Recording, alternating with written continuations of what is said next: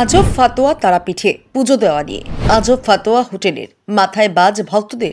তারাপীঠে নাকি জারি করা হয়েছে নতুন নিয়ম। না, এই নিয়ম সরকারি কোনো নিয়ম নয়, হোটেল থেকে চাপিয়ে দেওয়া ফাতেয়া বলে অভিযোগ উঠেছে।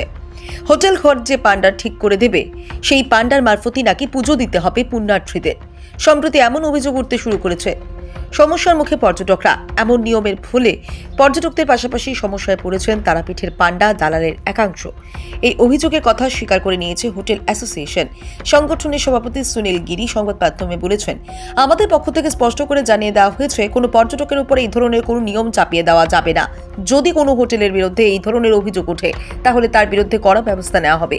পৌষ মাসের 1 তারিখ থেকে প্রশাসন ও মন্দির কর্তৃপক্ষের যৌথ উদ্যোগে একাধিক নতুন নিয়ম চালু করা হয়েছে। পর্যটকদের সুবিধার কথা মাথায় রেখে এই নিয়মগুলো চালু করা হয়েছে। পুণ্যার্থীদের কথা মাথায় রেখে মায়ের মন্দিরে বিশেষ লাইনের পাশাপাশি রাখা হচ্ছে সাধারণ লাইন।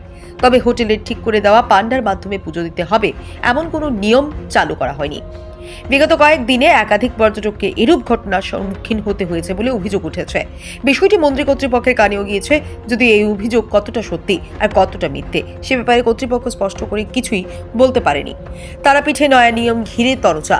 তারাপীঠে মায়ের মন্দিরে পুজো দেওয়ার জন্য অনেকেরই চেনা যারা পান্ডাও রয়েছেন। পুজো দেওয়ার জন্য চেনা পান্ডাদের উপর অনেকেই ভরসা করেন। হোটেল যদি পুজো দেওয়ার ব্যাপারে কোনো ফাতেয়া চাপিয়ে দেয়, তাহলে পর্যটকরা যে সমস্যায় পড়বেন সেটা আর বলার অপেক্ষা রাখে না।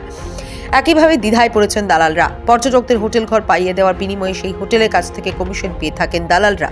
সেই কাজে যদি হোটেল পক্ষ ও পান্ডারা একযোগে কাজ করেন, তাহলে দালালদের উপার্জনে টান পড়তে পারে। হোটেলের ঘর যে পান্ডা ঠিক করে দেবেন, তাকে দিয়েও পুজো দিতে হবে, এমন অভিযোগ উঠে এসেছে সংবাদ মাধ্যমের রিপোর্টে।